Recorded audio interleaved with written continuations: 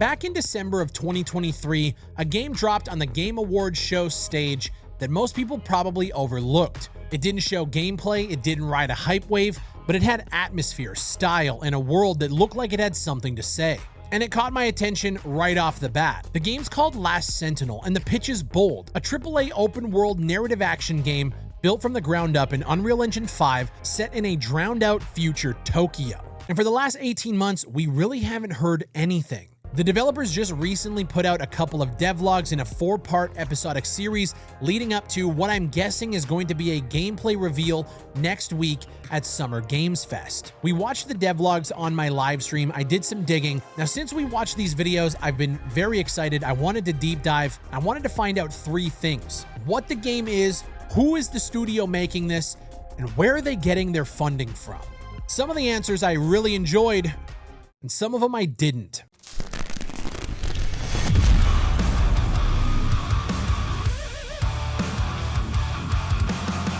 Let's unpack who's behind this thing. Last Sentinel is the debut project of Lightspeed LA, a California-based studio launched in 2020, funded by Tencent. Yes, that Tencent, the Chinese tech giant that's quietly bought chunks in Riot Games, Epic Games, Ubisoft, Discord, Reddit, pretty much anybody who is willing to take a check. But here's where it gets interesting. The studio isn't just some shell operation. It's headed up by Steve C. Martin, a former Rockstar producer whose credits include GTA 5, Red Dead Redemption, and Bully.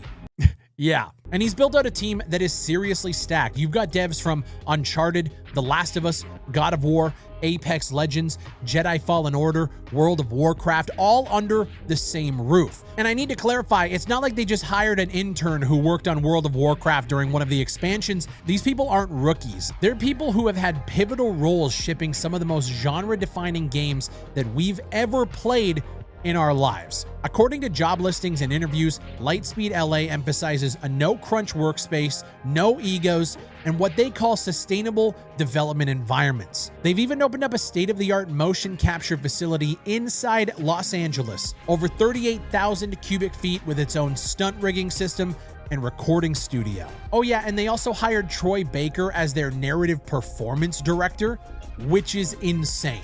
Now, it should be clear to you after hearing all of that Tencent is footing an insane development bill for this game. But the real question you should be asking yourself is, how much control do they actually have? Now, that answer remains to be seen. We'll just have to find out when the game launches. So what exactly is Last Sentinel? It's an open-world, narrative-driven action game set in a future Tokyo that's been torn apart by environmental collapse.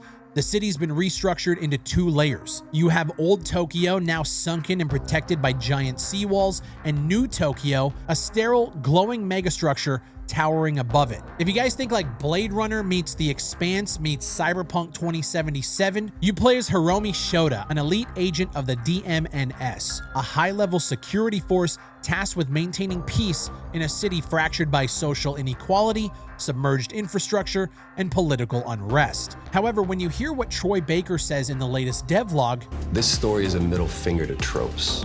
This takes everything you're expecting from a typical action-adventure story and says, no, this one's different. I think this story is going to be very deep. You've got images of people sacrificing themselves for ideals, mysterious tech being unearthed, and this recurring theme of salvation through control. There's clearly an authoritarian machine running the city, and the protagonist might not be as loyal to it as they seem. Now, from a gameplay perspective, we've got nothing. No combat, no exploration. We haven't even seen what the story actually looks like.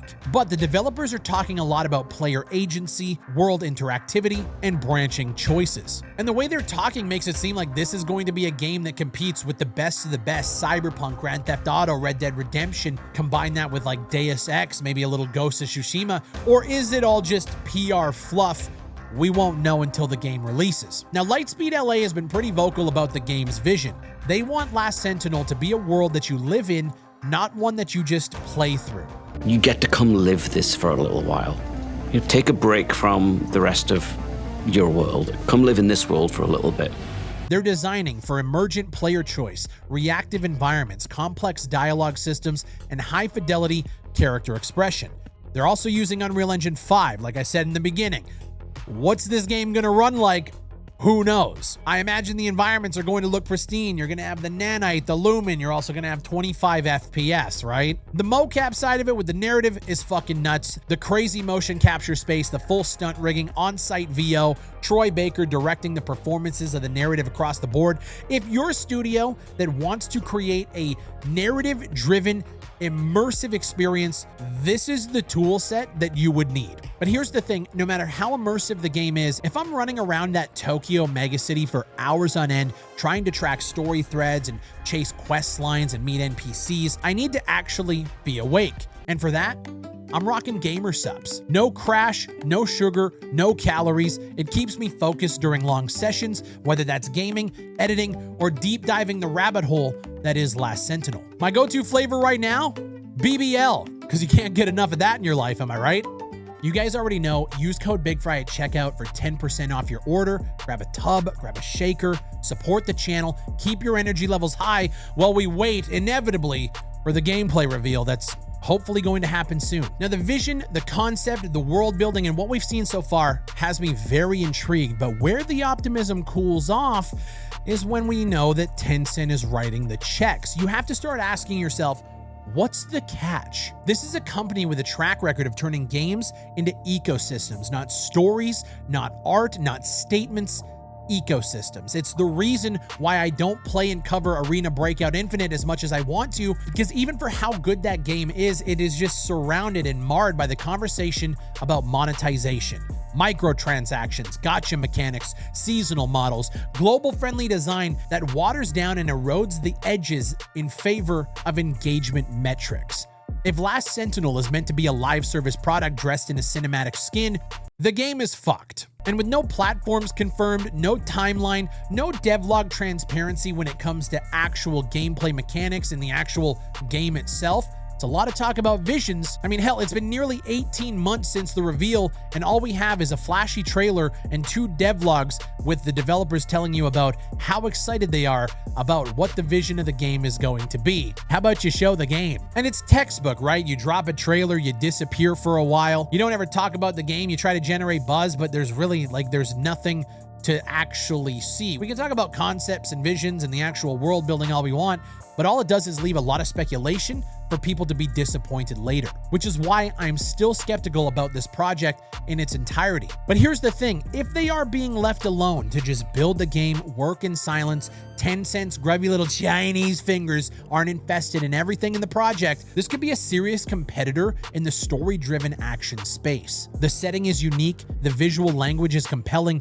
and the themes that they're teasing, surveillance, post-disaster hierarchy, personal freedom versus state control, all of that stuff is hitting very close to home, and it's ripe, fertile ground for something mature that resonates with both me and you. I'm excited at the prospect of it because we need more games like this. If Lightspeed LA can thread the needle, deliver narrative depth, systems-driven gameplay with that AAA polish and making a fun game at the end of the day, Last Sentinel could be a breakout hit. But if this turns out to be another one of those visionary narratives wrapped around a shallow checklist of Ubisoft-style design, well, I'll be honest, I wouldn't be surprised, but I'd still be disappointed. At the end of the day, Last Sentinel is still a huge question mark with a lot of intrigue, a lot of mystery, and a couple of trailers and some visuals that have me wanting to hear more. I'll be keeping an eye out for this one, and if we get gameplay, I'm talking real, uncut gameplay, I'll be the first one to talk about it. Let me know what you guys think down below. Is Last Sentinel poised to be the next great narrative game,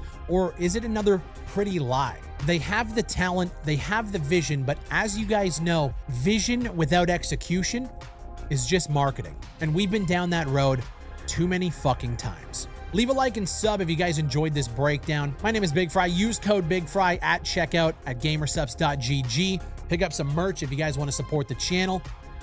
And I'll see you on the next one.